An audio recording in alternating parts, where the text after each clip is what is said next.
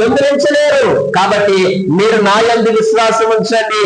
ఎవరైతే నా యందు విశ్వాసం ఉంచుతారో వారందరూ కూడా నిత్య జీవము కలిగిన వారు అని దేవుడి వాక్యం సెలవిస్తూ ఉంది. ఆయన మృత్యుంజయుడై తిరిగి లేచాడని విశ్వసించాలి. ఆ రోజు వాళ్ళు కొంచెం కలవరపాటు వచ్చింది వారి జీవితాల్లో. ఆయన మృత్యుంజయుడై తిరిగి లేచాడని వారు విశ్వసిస్తే బాగుండు, విశ్వాసం ఉంచితే బాగుండు. కానీ కలవరం వచ్చింది. దేవుడు వారితో మాట్లాడాడు, దేవుడు దూత వారితో మాట్లాడాడు. ఈ రోజు దేవుడు మనతో మాట్లాడుతున్నాడు. ఏమన్నాడంటే ఆయన మృత్యుంజయుడై తిరిగి లేచాడని నువ్వు నమ్మాలి. క్రైస్తవుడు అంటే సంపూర్ణంగా రక్షించబడిన వాడండి. క్రైస్తవుడు అంటే ఎవరు చెప్పండి?